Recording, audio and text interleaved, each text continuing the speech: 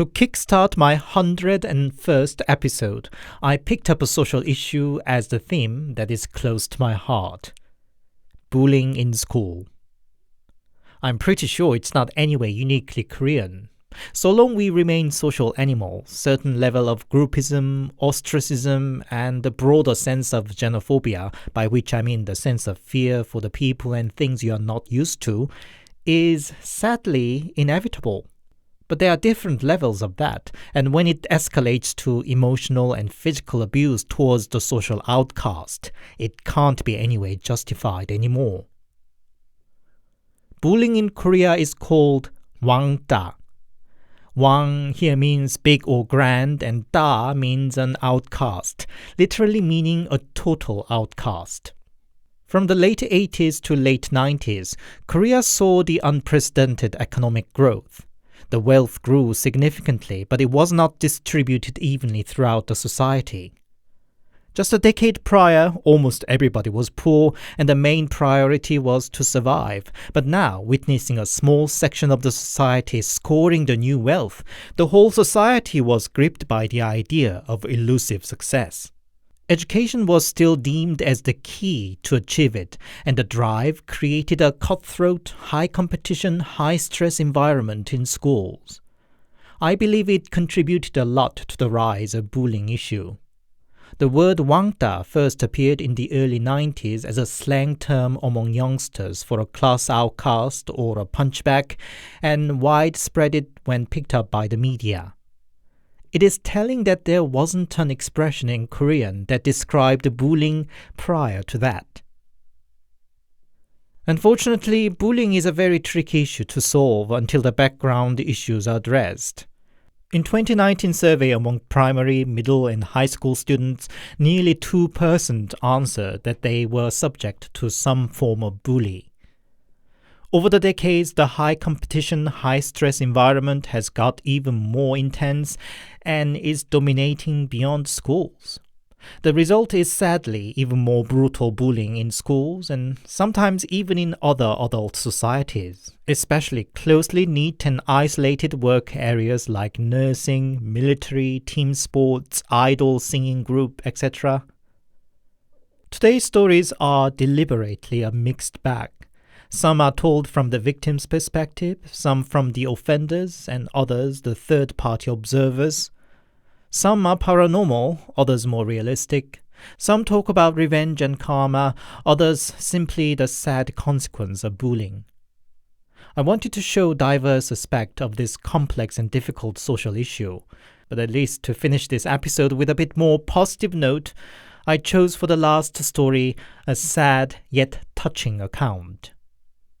So, here are 5 allegedly true stories from Korea about bullying in schools. As always, handpicked, translated and narrated by your host, Anthony.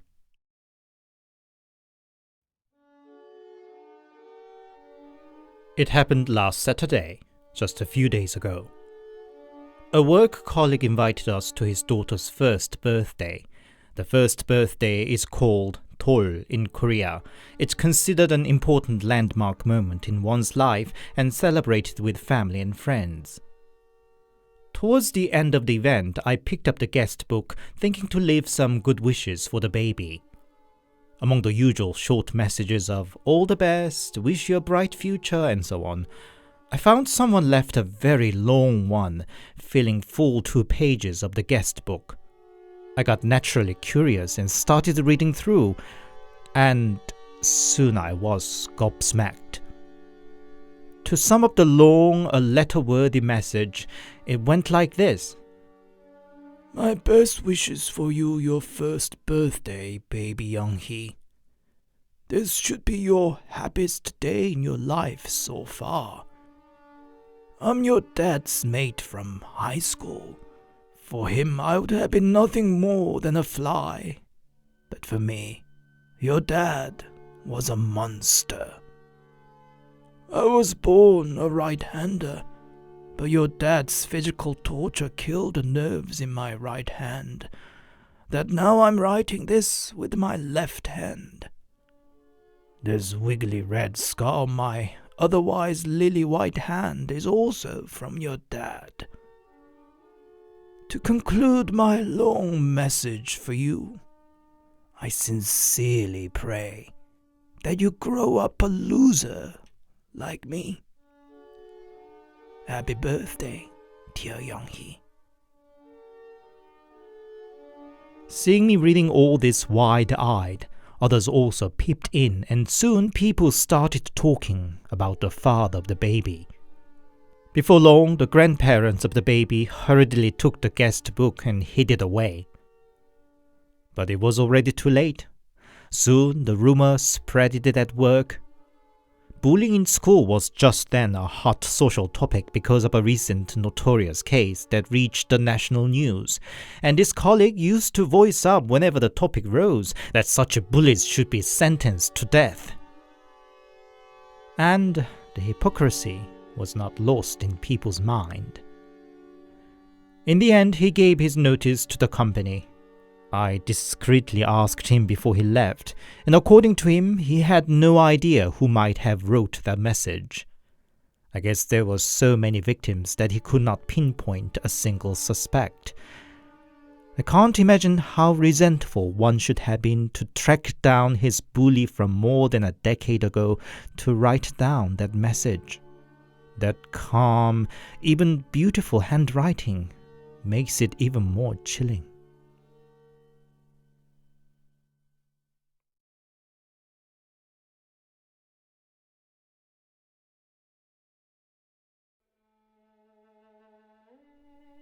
I hated it to live in a small town out in nowhere.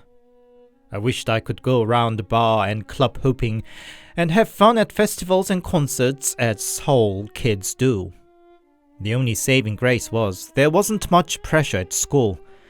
Teachers seemed to have little interest in us, as if we were a lost cause already. Well, I don't deny that. I had little interest in school anyway. One day, Chun-hee, my mate, called that he hooked up some girls for the evening. Where do small-town kids go, though, on such an occasion? There were no trendy bars, let alone a dingy pub. In the end, we gather up at our usual hiding place, a vinyl greenhouse off the beaten path from the village. A pathetic place for a pathetic country boys to smoke and drink. Evening came and I saw Chun-hee leading 3 to the greenhouse. 2 must be the girls he hooked up, and the third one was... shit. Isn't that Min-soo? Fat and slow, he hung around us trying to fit in, but he was our lackey than anything else. I welcomed the girls and grumbled to Chun-hee. Why the heck did you tag the fatty along? Sorry, man. I ran into him in the town and he begged to come along. Just let him be, will ya? He said he's going to pay for our drink, Chun-hee said. Anyway, the drink went down smoother with the presence of the girls and silly flirts with them, but our meager supply soon ran dry. Oi, Min-soo, my boy. Go and get some more drink, huh? I said. Me alone? In the dark? Can't you come along? Min-soo said. Our big fatty boy is scared of dark. Cut off your balls, bitch. Okay, I go. You will wait till I'm back, won't you? Why? Are you afraid? Shut up and go already. We laughed at Min-soo waddling down the country road. But Min-soo didn't come back. 10, 20, 30 minutes later. The nearest corner shop was just 10 minutes away. Well, the worthless scum couldn't even run a simple errand. An idea popped out from my twisted mind. Hey, what about a prank? Let's lock here up and pretend we left him alone. Yeah, he may piss his pants, Chun-hee agreed. A few minutes later, we heard a jingle of glass bottles approaching. We locked up the greenhouse and hid ourselves in the dark corner and watched Min-soo struggling with the locked door. Guys, where are you? It's not funny. Please open the door. His voice got gradually more shaky and scared. We suppressed our giggles and watched on. Please, let me in. I'm scared. We were having a mighty fun. But what? Whom was Minsu talking to? Who are you? What do you want? Hurry! Let me in! Let me in! Ah! Is he trying to be smart with us or what? Gonna kill him? We hid our confusion behind the outburst of irritation and opened up the door. Minsu was on the ground with his eyes rolled back and foaming from his mouth. The bottles he brought with were all over the place. Hey, you idiot! Wake up! We shook and slapped Minsu about, but he was well passed out. Girls started screaming that they were scared. Junhee volunteered to run down to the corner shop to call Minsu's parents. Left behind with unconscious Minsu and whimpering girls, I just found the whole situation irritating. Soon Junhee was back to inform that Minsu's parents were on the way. We sent girls away not to get them involved in the aftermath, and then we had nothing much else to do but waiting. Hey, you rats!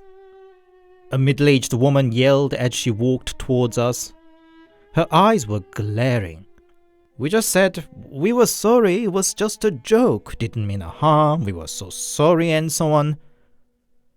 The woman waited till we finished our excuses and sharply growled at us. You little scumbags, sneaking in here at night for God knows what! Get out of my sight, I'll kill you if I find you around here again! We just bowed and scraped to her and quickly ran away. For a brief moment I wondered how she alone was going to carry big fat Minsu, and looked back, but I could not make out much other than the hazy outlines of figures in the dark, of the woman dragging Minsu away by his hair. Surely was the darkness playing a trick to my vision? I just shook my head and hurried our way back to the village. Before we went our separate ways, Junhee said, Hey man, I feel dirty. What are you talking about? I said. I called Minsu's parents, you know, and I think I didn't tell them where we were.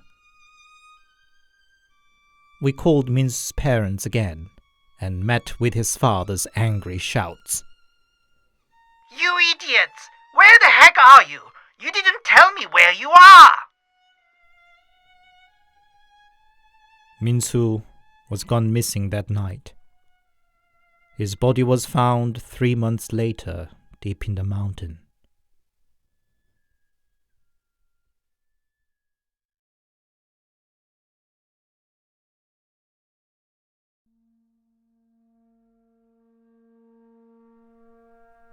My family moved to an island when I was young. The kids in my school were rather wild, probably because of the given wild surrounding on the island. One had to be quite tough to survive there. In my class were 30 kids, and one boy was treated as an outcast and bullied constantly. There was no real reason for the maltreatment other than he wasn't from the island and was rather frail. I can rather proudly say I was more or less the only one on his side. After all, I wasn't a local myself, so I tried to fend off bullies and shared snacks with him and so on.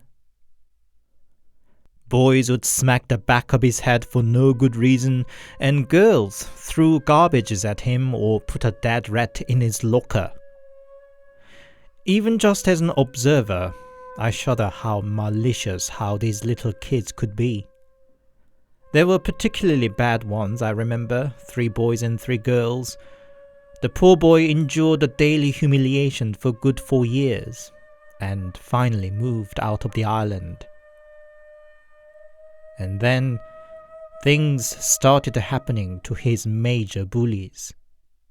The chubby, bespectacled boy's family home caught fire, and he himself came out with bad burns.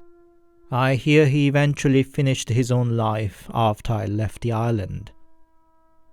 The one who was popular as the golden boy in the class and used to hit and emotionally bully the boy had to have his both legs amputated after a severe car accident. Another boy whose parents used to run a hardware shop and who used to call the poor boy's family by most despicable names went mad after an unfortunate incident in the military. The girl who pushed the poor boy down the stairs became a victim of murder by her date. Another burly girl who used to throw garbages at him suffered an untimely stroke, which rendered her immobile.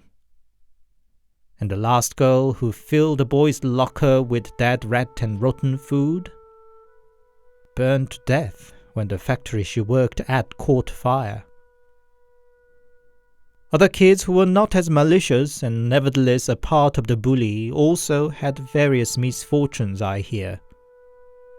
Now, it might be a total coincidence, but the bullied boy's mother came from a shaman's family. I remember him holding a yellow piece of paper with strange scribbles on and talking to himself, "Karma shall pay them back with interest." He himself lives a pretty successful life, running a lucrative business and married with a daughter, I hear. I cannot but think it proves karma is real.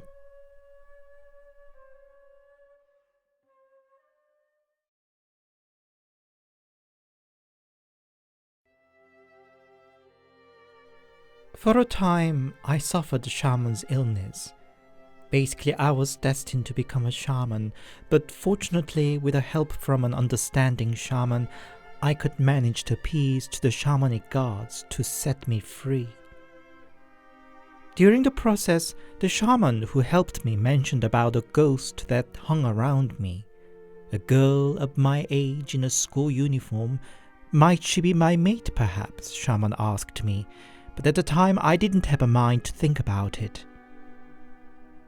But when I got back to my normal life, I started suffering sleep paralysis. And during paralysis, I saw a ghost in school uniform mounting on my chest and looking down on me. I was surprised because her uniform was indeed that of my former middle school. But I didn't recognize the face, no matter how hard I tried to remember. Having born with a third eye and seen ghosts many times already, I just closed my eyes and calmly waited for the paralysis to pass. "Open your eyes," said the ghost. It was the first time that a ghost talking directly to me. I didn't know what to do, so just kept my eyes closed, pretending deep in a sleep. "Open your eyes. I know you see me, don't you? Open, look at me." She insisted, but I ignored it, and indeed paralysis broke after some time. But a few days later, paralysis returned, and with it the ghost girl was back sitting on my chest. "Won't you look at me today? Please, open your eyes." She repeated the same time after time. It would be a lie if I didn't feel a bit scared, but this one was so persistent. In the end, I opened my eyes. "So you see me, don't you? You do," she exclaimed. "Who are you?" I asked. "I'm not sure who I am." At least I see you attended the same middle school as I did, right?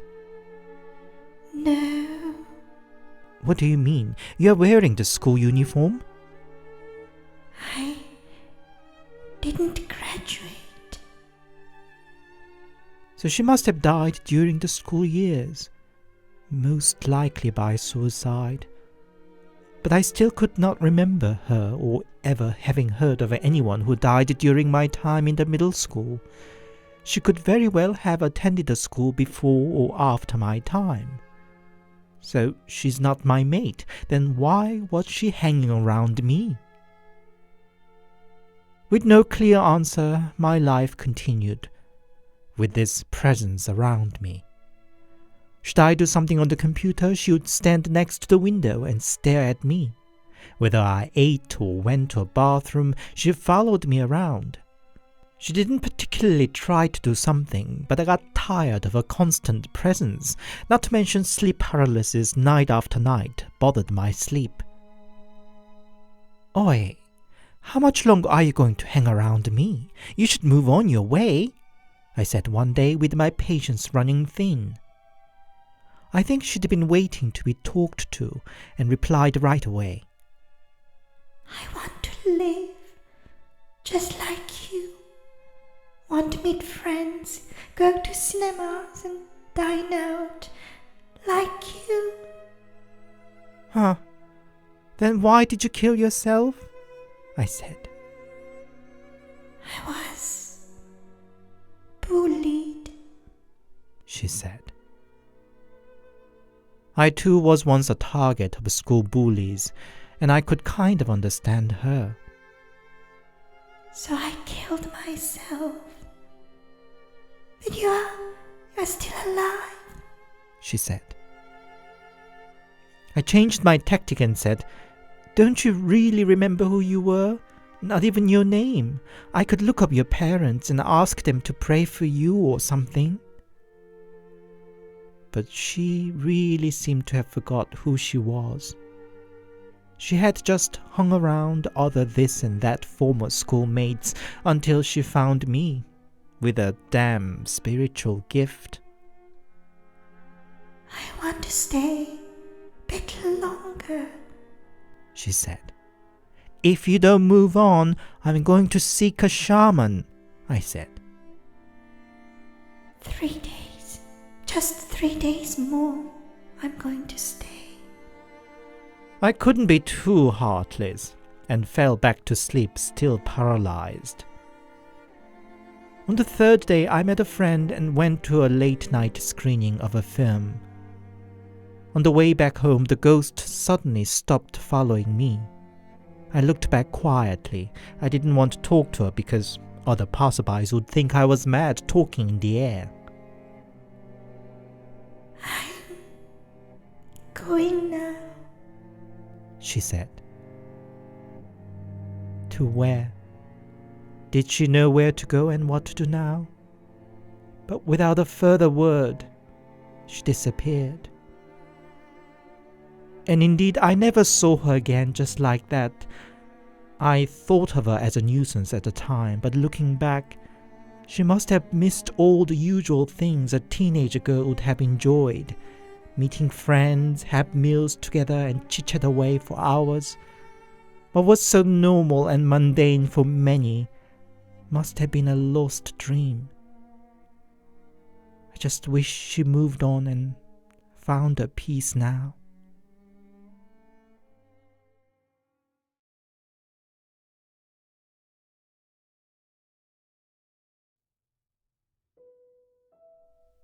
I was bullied in the last year of my high school. Now, as an adult, I can somehow laugh and put it behind, but as anybody who is or was in the same shoes would understand, it wasn't easy at the time. As usual, there was no clear reason why I became the target. Perhaps because I skipped a rehearsal for the sports event because I had an appointment at the dentist? But who can tell? After weeks of panic every morning for having to go to school again, I finally said to Mom, Mom, I don't want to eat at the school cafeteria anymore. Will you make me a lunchbox? Why? Is the catering there so bad? Mom said. No. You know, one has to scan fingerprint to eat at the school cafeteria. I think my hand sweats more than the others, and the scanner often can't read mine, and other mates laughs at me for that I should be something less than a human, that even the scanner refuses me. Mom lost her words a while, facing me saying it with the tears dropping down my face. She joined my tears with me in her arms, and Dad got upset, saying that he should talk to my teacher right away. But I didn't want any more trouble. Couldn't I just transfer to another school quietly? I pleaded. Mom told me I didn't need to go to school that day and let me rest in bed till late in the afternoon. But another day came, and my cruel reality in school remained the same. Except my homeroom teacher started calling me in at every break between classes. He was an old maths teacher near his retirement. My dad must have called and explained the situation, and on the first break time, he apologized that he didn't care enough about what was going on in the classroom. On the second break, he asked what he could do for me. I said I just wanted to leave that school and didn't want him to do anything. And he really didn't do anything, except kept calling me to his office every break time to help cleaning the office, to water his flower pots, to have me solve a mini quiz. That at least saved me from otherwise hellish breaks with relentless bullies. It used to be my daily routine to find my desk in the classroom vandalized with rotten milk or garbages. And since when I found it stopped happening, I thought my bullies might have gone tired of it. Until one morning, when I arrived to school a bit earlier than usual, and found my homeroom teacher wiping up my desk and erasing nasty name-calling written on it. I couldn't say anything, but locked myself up in the toilet cubicle and cried for a long time. After that day, I gave up the idea of leaving the school and lived on with clenched teeth for the rest of the year. I didn't bother to take part in the yearbook or attend the graduation. My only regret was that I didn't have a single photo of the homeroom teacher, so later asked a friend to take a photo from his yearbook and send it to me. And a few days ago, I attended his funeral. I couldn't stop crying the whole time. My heart ached that I missed the chance to tell him that I knew full well he did his best for me, and that I was infinitely grateful for that.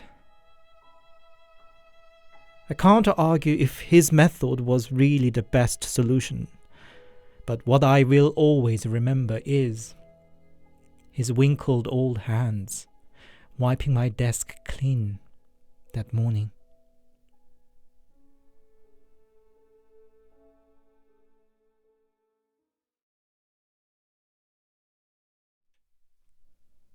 Hi, it's Anthony here, and thank you very much for listening. I think enjoy would be a wrong word, but still hope you enjoyed today's stories.